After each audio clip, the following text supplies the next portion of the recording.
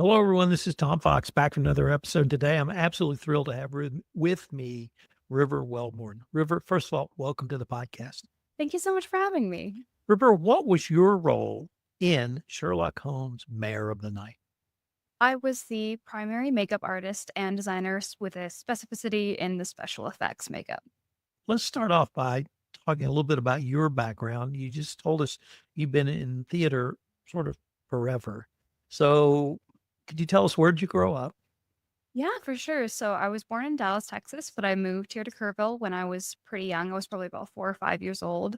I've been involved in a lot of theater stuff pretty much since I was about 9 years old. I started going to theater camp, fell in love with it. And years later, here I am. I just graduated with my bachelor's. So obviously, I still love it. Were you in theater at Tybee High School? I was, yes, I did it all 4 years that I was at Tybee. It was a really great experience. What were the roles you had at Tybee? I did a lot of different things. I was both an actor and a crew member, so I did some of their one act stuff. I know I did sound design for Cyrano de Bergerac, which was one that we ended up advancing for a couple more sessions. I was also an actor in The Book of Everything. I played the role of Mother. That was really fun. Unfortunately, COVID cut that competition off short, but still a great experience. I did a handful of other roles like Sybil in it's called The Bold, the Young, and the Murder. That was a very funny show.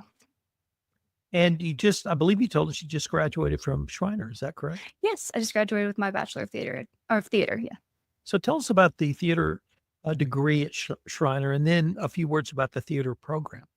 Yeah, of course. I came in a little bit late. I was a transfer student, so I came in as a sophomore, but it's a really great just opportunity to explore all the different aspects of theater. Jeff Cunningham, who is a professor of theater out there, gives you a really good taste of everything. I did playwriting classes, I did acting classes, I did directing type stuff. And the shows that they do are really student involved. Right now, they're having a lot of more student led activities. Recently, our King Lear production was directed by a student. Me and one other alumni are currently directing short plays that we wrote out at Shriner. So there's so many opportunities to do a bunch of different things. You were telling us also that you've applied for yet another theater school. Could you tell us about that? Yeah, so I just very recently finished my application for the New York Conservatory of the Dramatic Arts out in New York City. It's a 2-year intensive study program in musical theater. It would essentially be like getting an associate's in occupational studies. So I've just recently applied and I'm currently waiting to see how that goes, but I'm very hopeful and excited. Tell us about your role on Mare of the Night, and what did that entail? A lot of it was obviously kind of creating sort of the makeup looks. There was some stuff that was more collaborative with CJ. Like he had this one particular character, he had a very distinct look that he wanted in mind. So we worked together kind of on the design of that. And then I did a few test runs before it got brought to screen. A lot of it though was kind of sometimes I just learn things the day of that we were doing. Like, hey, could you add like this kind of look here? Or could you do a little bit of these kinds of like wounds on this character? And so a lot of just little fun improv and getting to take a lot of the skills that I had and kind of transferring them into being like a more film type setting. So, what is there a difference between makeup on the stage as opposed to for film? Oh yeah, it's a world of difference. The main thing is just visibility. On stage, you have a good bit of distance between you and the audience. Even in the smaller settings, you have to make things look so much more intense and up close they look not realistic whatsoever. Like a bruise, for example, is going to be bright purple. That's not how bruises look. And the opposite end, on film, they have to look a lot more realistic and more dynamic. So a bruise for film might have a lot more of those greens and the yellows and little tiny details speckled in rather than just kind of a big overarching color. On stage, do you use makeup to, I don't want to say shock audiences, but to get a visceral reaction from them?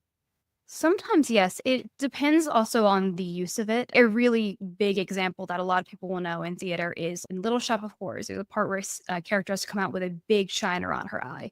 And that is kind of meant to be a very shocking thing because, oh, you're now realizing this character is going through this abusive relationship kind of thing. So sometimes it is a really big shock value. Sometimes it's just kind of meant to be something to add to the character. But there are times where you can definitely use it to really grab the audience's attention.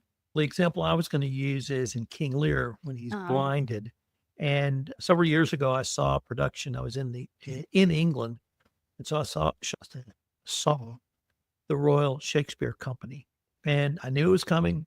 Seen it half a dozen times, Mm.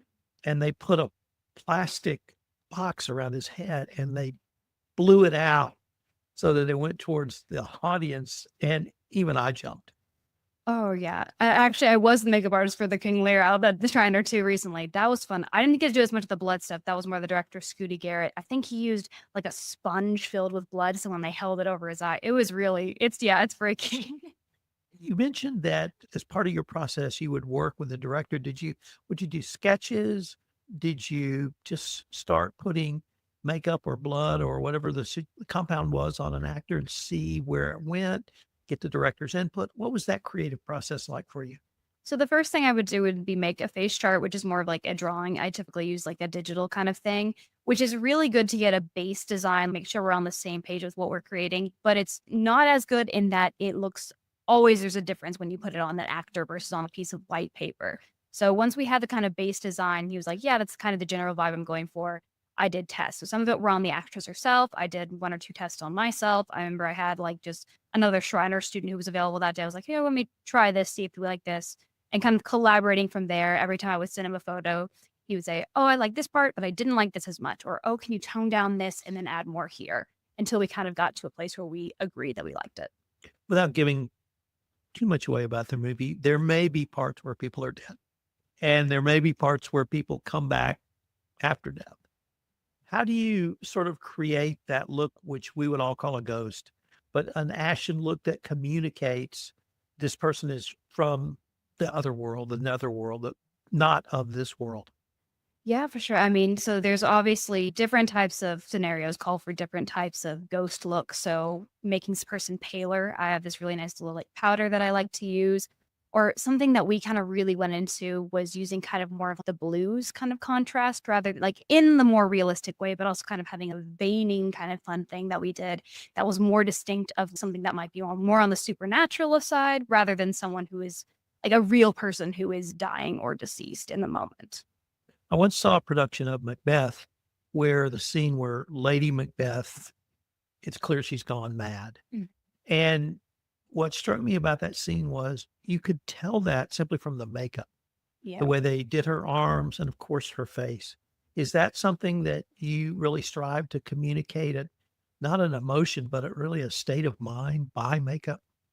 Oh, yeah. There's so many little like details you can add to someone to really kind of show them having a harder and harder time. I love just the tiniest amount of the red eyeshadow under the eyes can really exaggerate the effect of someone who's struggling, whether it conveys something like they've been crying a lot or that they've lost sleep. So I love finding little moments to add details in the makeup that can convey it without it being obvious. Oh, this person's crazy, but definitely something small. There's something more going on than what you can see or is just being verbally said. What were 2 or 3 of the highlights of working on the movie for you? One of the big ones for me is I think just getting to meet so many really cool people and especially getting to work with people that I had worked with in a theatrical context, now in a film context. That was just a really fun thing to be able to do. It was really cool getting to go out to the location and getting to see all of the cool sets and then seeing how that kind of transferred over into the film and stuff like that, how cohesive it was. That was just something really fascinating. And again, just reiterating the people that worked there, like everyone was so kind, everyone was so welcoming. And even when it was late hours, we were still finding moments to laugh or take that time check in with each other, all that stuff. Do you have any role in post-production? Not as much, no. I helped a little bit with something they needed just some like audio recording stuff. So we went over and did that. But like, I'm not as much of an editor. As much as I've been fascinated by that aspect, I'm not that talented. So where do you hope to take your professional career in theater or film? I mean, I would really love to delve into more of the world of professional acting. That's definitely where I've started and where kind of kept going towards. But I'd love to be able to do more stuff that is in the design aspect, whether it be makeup, costume. And eventually, I'd really love to do more of the directing aspect. I really love children's theater, and I'd really love to be able to take that at some point. What you learned from your directing work at Shriner or post-grad Shriner? I think I've learned a lot about just really being confident in my work. I think that's the thing with a lot of artists is second guessing yourself, just learning how to take the idea you have and run with it and being able to collaborate with all kinds of brilliant minds, not trying to force it to be a one-man show where you're taking on everything and then it's built up and it's nothing but stress. So that's been the main thing that I've been learning about. How do you communicate to another actor your vision And then the follow-up is, how do you work with that actor if their vision may be different than yours, or they may have other aspects that perhaps you haven't seen in that character? I think, like anything, it's definitely a collaborative process. So I will go in with my base idea and we communicate that with the actor, and the actor might have something that's completely different. And then we talk it out and we find a good, either like a middle ground, or we find out what's going to work best with the picture as an overall. So what is it that we're trying to express regardless of the ideas in particular we have, and making sure that our ideas work together to express that idea. Uh, what's next for River? Well, I'm directing out at Shriner University, and then after that, just kind of seeing where it takes me. I'm hopeful for this place I've just applied to, but you know what? I'm just gonna kind of see where life takes me. Well, River, thank you so much for taking the time to visit with me and us on this podcast. Before we leave, I wanted to ask you, if any listener wanted to connect with you, what would be the best way for them to do so? Facebook's probably the best way to reach out to me. It's just River Wellborn on Facebook. You'll see my little profile picture. It's me at a Ren fair few years ago. River, thank you so much for taking the time to visit with us today. Of course, I'm so glad that y'all have me here today.